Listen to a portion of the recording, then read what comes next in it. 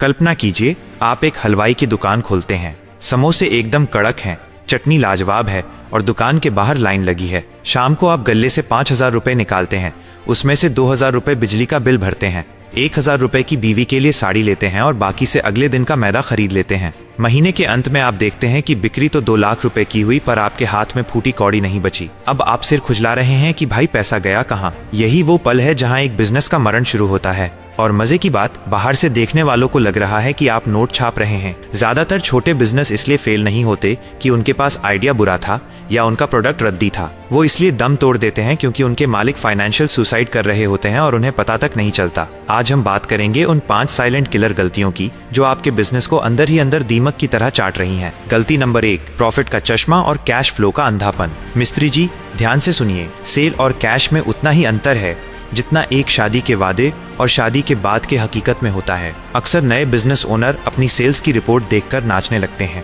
अरे भाई, इस महीने 10 लाख रुपए का माल बेच दिया। लेकिन भाई साहब, वो 10 लाख रुपए कहाँ हैं? पता चलता है कि 6 लाख रुपए तो उधारी पर चढ़े हैं जो अगले 3 महीने बाद आएंगे। 2 लाख रुपए का माल अभी गोदाम में धूल फांक रहा है। हाथ में बचे मात्र 2 लाख रुपए, जबकि कल सुबह स्टाफ की सैलरी देनी है 3 लाख रुपए। यही आता है कैश फ्लो मैनेजमेंट। अकाउंटिंग की भाषा में कहते हैं profit is an opinion but cash is a fact. जब आप रेवेन्यू और सेल्स पर फोकस करते हैं तो आप सिर्फ अपनी ईगो को सहला रहे होते हैं। असली खिलाड़ी वो है जो ये देखता है कि पैसा आ कब रहा है और जा कब रहा है।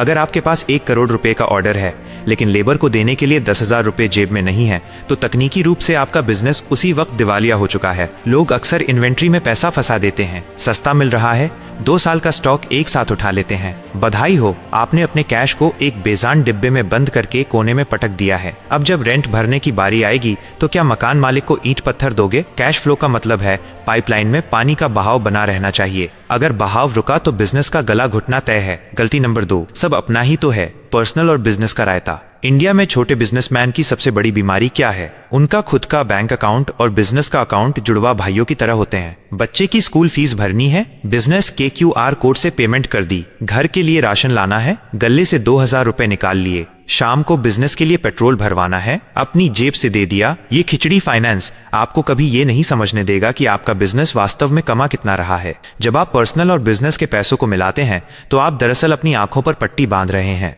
आपको लगता है कि बिजनेस बहुत पैसा दे रहा है, जबकि असलियत में आप अपनी पुरानी सेविंग्स फूंक रहे होते हैं। या फिर आपको लगता है कि बिजनेस घाटे में है, जबकि असल में आपके पर्सनल खर्चे बिजनेस को चूस रहे होते हैं। मनोवैज्ञानिक तौर पर जब पैसा एक ही जगह होता है तो हमें अमीर होने का झूठा एहसास होता है। आप खुद को बिजनेस का मालिक नहीं बल्कि बिजनेस का ATM बना देते हैं। टैक्स के टाइम पर जब CA आपसे हिसाब मांगता है तब आप पसीने छोड़ते हैं, क्योंकि आपको खुद नहीं पता कि वो 50,000 रुपए की शॉपिंग बिजनेस मीटिंग थी या साली की शादी का गिफ्ट। एक नियम बना लो, बिजनेस एक अलग इंसान है और आप एक अलग इंसान। बिजनेस से खुद को एक फिक्स सैलरी दो। अगर बिजनेस आपको सैलरी नहीं दे पा रहा तो समझ लो कि आप बिजनेस नहीं कर रहे, आप सिर्फ एक बहुत ही तनावपूर्ण हॉबी पाल रहे हैं। गलती नंबर 3, डेटा से दुश्मनी और अंदाजे की राजनीति।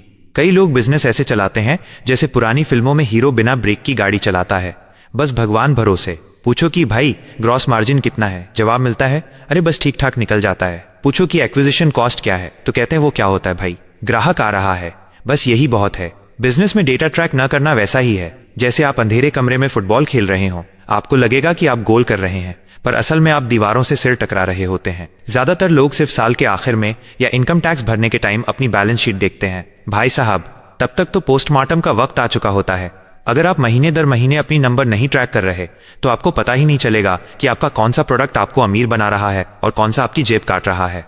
हो सकता है कि आपकी दुकान का सबसे ज्यादा बिकने वाला आइटम ही आपको सबसे ज्यादा घाटा दे रहा हो, क्योंकि उसकी कॉस्ट धीरे धीरे बढ़ गई और आपने ध्यान ही नहीं दिया। खर्चों का लीकेज छोटा होता है, जैसे कोई सब्सक्रिप्शन, फालतू का बिजली बिल या सप्लायर द्वारा धीरे से बढ़ाए गए दाम। लेकिन ये छोटी छोटी बूंदें आपके प्रॉफिट का समंदर खाली कर देती हैं। हर महीने के अंत में बैठिए, एक्सेल शीट खोलिए या कम से कम एक डायरी में लिखिए कितना आया, कितना गया और क्यों गया। जो मापा नहीं जा सकता उसे सुधारा भी नहीं जा सकता। गलती नंबर 4, लंबी छलांग का लालच, द ग्रोथ ट्रैप।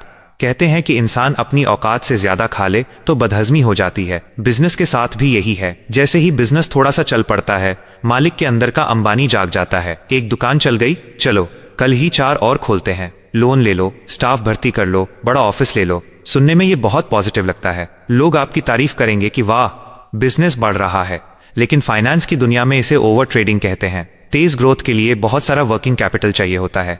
जब आप बहुत तेजी से फैलते हैं तो आपके खर्चे रॉकेट की तरह ऊपर जाते हैं, लेकिन रेवेन्यू कछुए की चाल से आता है।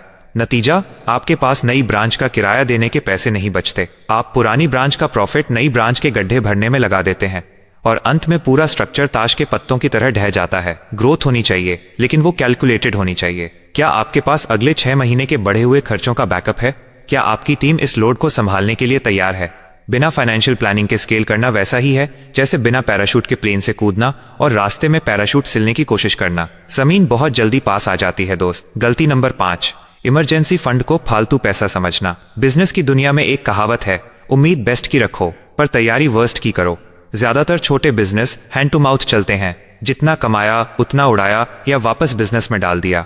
उनके पास कोई सेफ्टी नेट नहीं होता। फिर एक दिन क्या होता है, अचानक मुख्य मशीन खराब हो गई, या फिर सबसे बड़े क्लाइंट ने हाथ खींच लिए, या फिर सरकार ने कोई नया नियम निकाल दिया जिससे रातों रात काम ठप हो गया। बिजनेस के पास अगर 3 से 6 महीने का सर्वाइवल फंड नहीं है तो वो एक कच्चे धागे से लटका हुआ है। जब मुसीबत आती है तो बिजनेस ओनर घबराकर गलत फैसले लेता है। वो 24% या 36% के भारी ब्याज पर मार्केट से पैसा उठाता है। ये वो दलदल है जिससे निकलना नामुमकिन है। लोग अक्सर कहते हैं, पैसे को खाली क्यों छोड़ना, इसे बिजनेस में लगाओ, ग्रो करेगा। लेकिन वो खाली पैसा दरअसल आपका पीस ऑफ माइंड फंड है। वो आपको उस वक्त ढाल देता है जब पूरी दुनिया आपके खिलाफ खड़ी हो।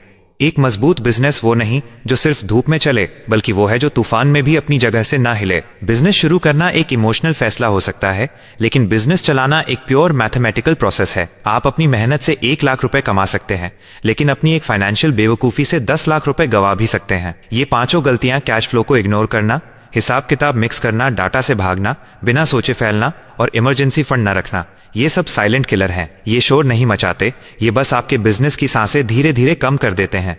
अगर आप आज अपनी दुकान, अपने स्टार्टअप या अपनी छोटी सी एजेंसी को बचाना चाहते हैं तो इन कागजों और नंबरों से प्यार करना सीखिए, क्योंकि अंत में आपकी मेहनत का फल इस बात पर निर्भर नहीं करता कि आपने कितनी पसीना बहाया, बल्कि इस बात पर निर्भर करता है कि आपने अपने रुपए को कितनी इज्जत दी। अगली बार जब आप अपने बिजनेस के गल्ले की तरफ हाथ बढ़ाएं तो खुद से पूछिएगा, क्या मैं बिजनेस बना रहा हूं या सिर्फ एक बहुत महंगी गलती? सोचिएगा जरूर।